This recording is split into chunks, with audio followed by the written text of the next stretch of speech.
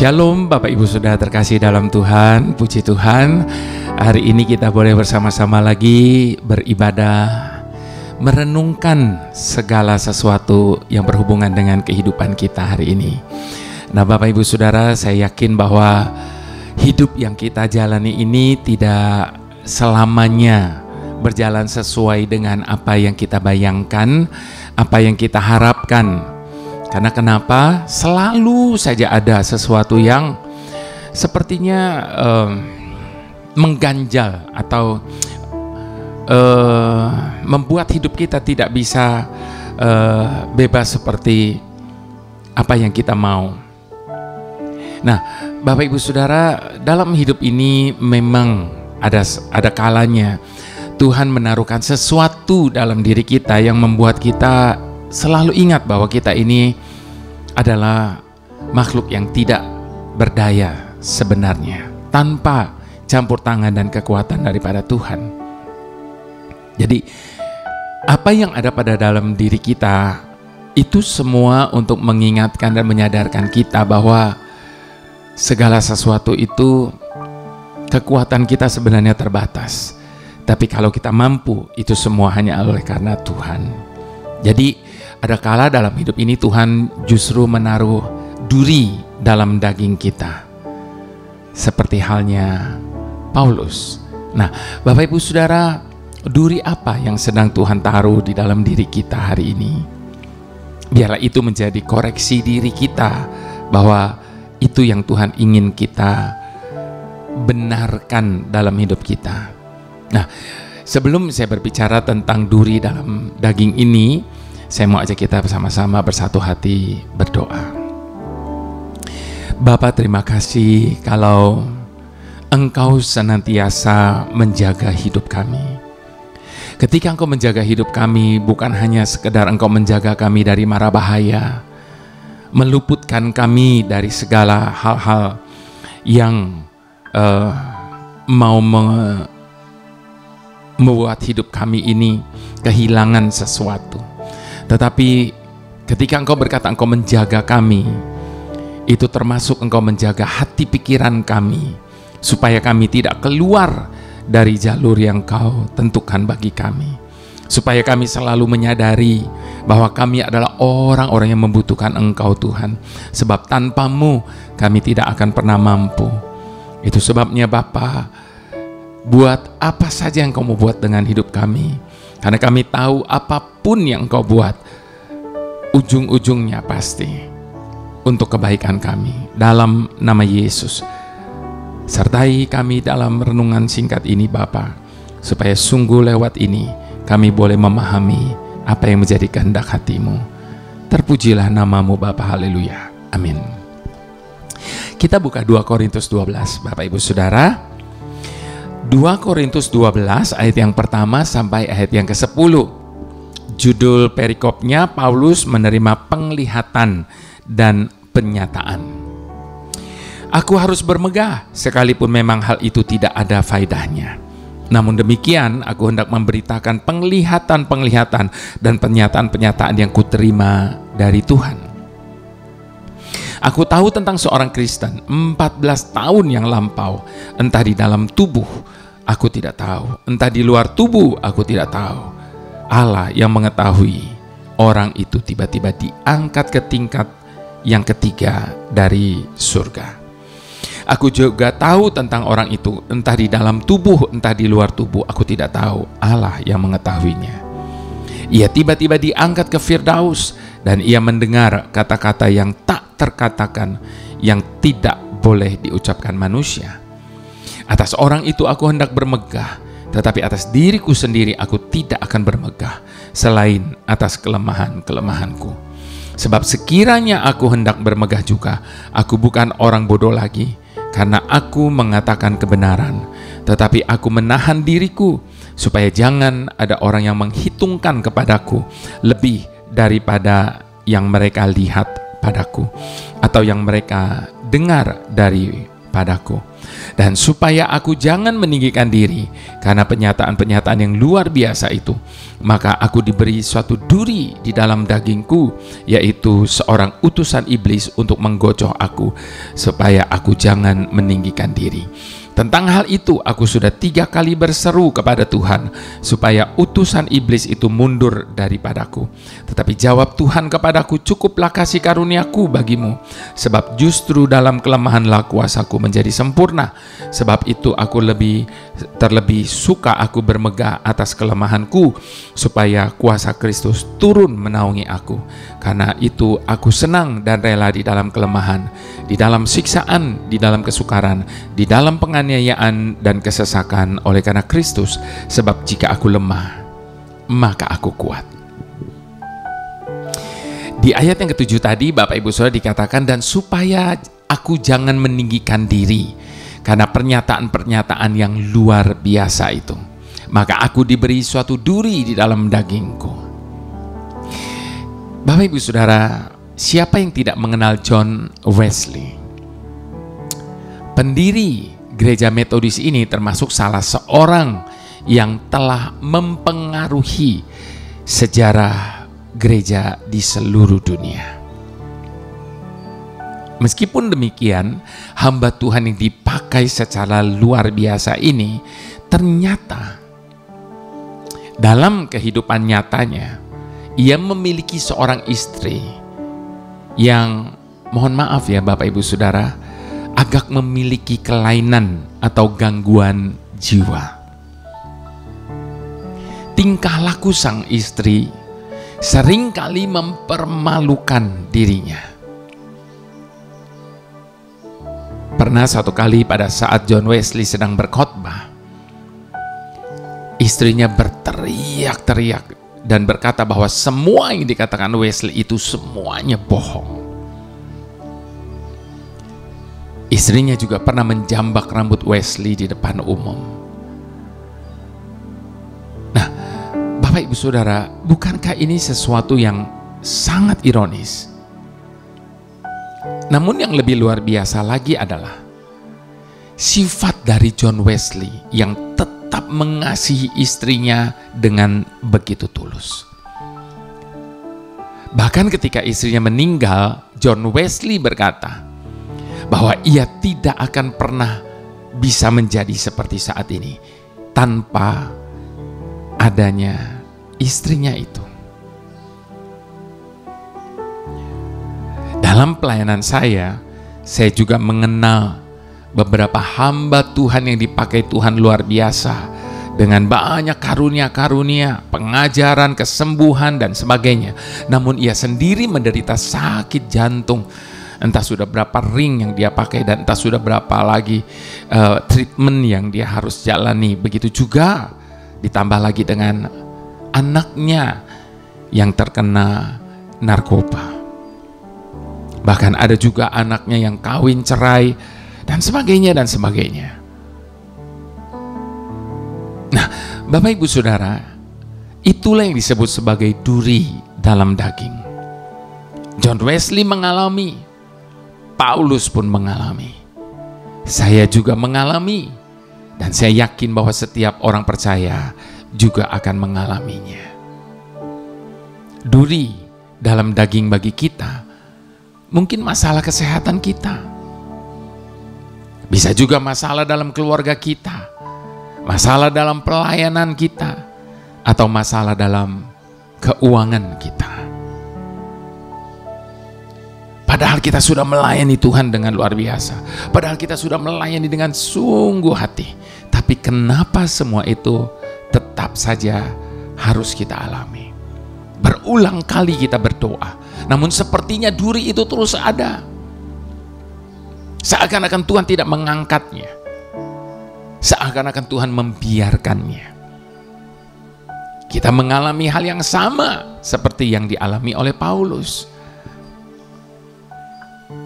Bapak Ibu Saudara, pada saat kita sedang diizinkan Tuhan untuk mengalami duri dalam daging, jangan pernah melihat Tuhan dari sudut pandang yang keliru atau berpikir bahwa Tuhan itu tidak adil. Sebaliknya, sadarilah bahwa ada kalanya duri dalam daging tersebut diizinkan Tuhan untuk kebaikan kita. John Wesley pun mengakui, seandainya di dalam dirinya tidak ada duri dalam daging, yaitu istrinya, mungkin ia tidak akan pernah menjadi seperti ini di dalam pelayanannya. Mungkin bagi banyak hamba-hamba Tuhan, duri dalam daging ini lebih mempermalukan dirinya. Tetapi apapun yang Tuhan izinkan terjadi, pasti ada maksud Tuhan. Jika tidak memiliki domba-domba yang bandel, mungkin kepemimpinan seorang gembala tidak akan sedewasa sekarang ini. Jika tidak memiliki sakit penyakit, mungkin tingkat ketergantungan kita kepada Tuhan tidak akan sebesar ini. Jika tidak ada orang-orang yang selalu mengganggu dan menyakiti kita, mungkin karakter kita tidak akan terbentuk seperti sekarang ini. Semuanya itu dimungkinkan karena adanya duri dalam daging yang justru diperlukan untuk membentuk kehidupan kita sesuai dengan maksud dan rencana Tuhan.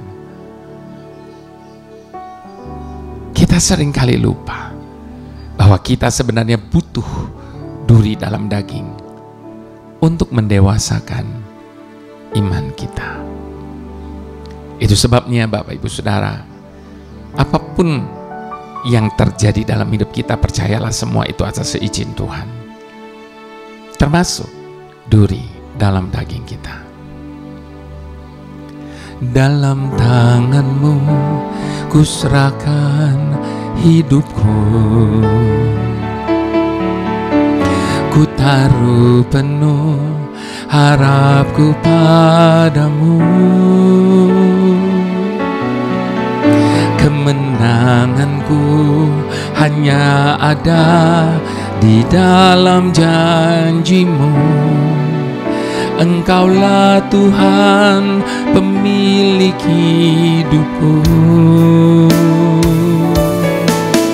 Dalam tangan-Mu ku serahkan hidupku, ku taruh penuh harapku padamu. Kemenanganku hanya ada di dalam janji-Mu. Engkaulah Tuhan pemilik hidupku. Semua yang terjadi dalam hidupku, semuanya atas seizin diri-Mu. Semuanya indah dalam rencana-Mu, sebab ku tahu Kau pemilik hidupku. Bagian kita hanya serahkan semuanya kepada keputusan Tuhan. Apapun dan bagaimanapun situasi dan kondisi yang Tuhan izinkan terjadi dalam hidup kita, Dia adalah Tuhan yang berdaulat penuh atas hidup kita, sebab Dia adalah pemilik hidup kita. Bagian kita hanya tetap percaya bahwa Dia akan menjadikan segala sesuatu indah pada waktunya. Dalam tangan-Mu ku serahkan hidupku, ku taruh penuh harapku padamu. Kemenanganku hanya ada di dalam janji-Mu. Engkaulah Tuhan pemilik hidupku. Semua yang terjadi dalam hidupku, semuanya atas seizin dirimu. Semuanya indah dalam rencanamu, sebab ku tahu Kau pemilik hidupku. Semua yang terjadi dalam hidupku, semuanya atas seizin dirimu. Semuanya indah dalam rencanamu, sebab ku tahu Kau pemilik hidupku.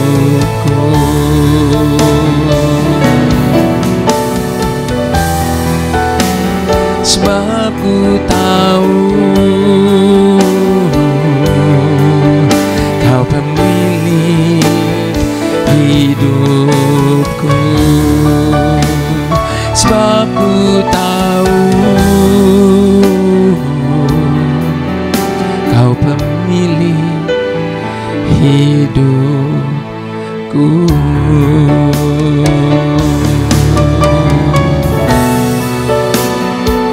Hanya Engkaulah Tuhan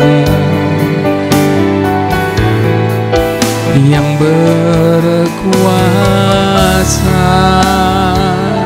atas hidup kami. Hanya Engkaulah yang berdaulat penuh atas hidup kami. Ini pengakuan kami di hadapan-Mu Tuhan. Engkau Tuhan adalah pemilik hidup kami.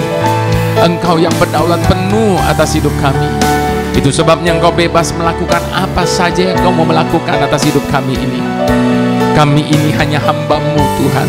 Jadilah pada kami hanya seperti yang Engkau ingin. Kami serahkan Tuhan segalanya, segala perkara baik yang kami mengerti maupun yang kami tidak mengerti, karena kami percaya pasti ada maksud-Mu di balik semua yang terjadi dalam hidup kami ini. Haleluya. Bapa yang selalu dapat mengubah segala sesuatu, mampukan kami untuk dapat melihat seperti Engkau melihat, bahwa di balik segala sesuatu yang terjadi dan yang kami alami dalam hidup ini, sekalipun itu adalah duri dalam daging kami, Engkau melihat jauh ke depan. Mampukan kami untuk menyadari bahwa di balik segala sesuatu yang terjadi dan yang kami alami dalam hidup ini, pasti ada maksud yang baik di balik semuanya itu. Mampukan kami untuk percaya, segelap apapun hari-hari di hidup kami saat ini, pasti ada saatnya kami melihat terang kembali bersinar. Mampukan kami untuk percaya, sedahsyat apapun badai gelombang yang tengah menghantam hidup kami saat ini, badai itu pun pasti akan berlalu, dan akan ada pelangi yang indah setelah itu. Mampukan kami untuk percaya bahwa Engkau adalah Tuhan yang tidak pernah berpangku tangan melihat pergumulan kami. Bahkan tangan kanan-Mu senantiasa menopang kami di saat kami sudah tidak mampu untuk berdiri lagi. Itulah janji-Mu Bapa. Mampukan kami untuk percaya, kalaupun seakan Engkau sedang berdiam diri, di belakang kami Kau tidak pernah berhenti bekerja untuk menyelesaikan setiap rencana-Mu atas hidup kami. Terima kasih Bapa, karena kami tidak pernah sendiri. Ada Bapa yang selalu turut bekerja untuk mendatangkan kebaikan bagi kami. Mari sama-sama kita katakan,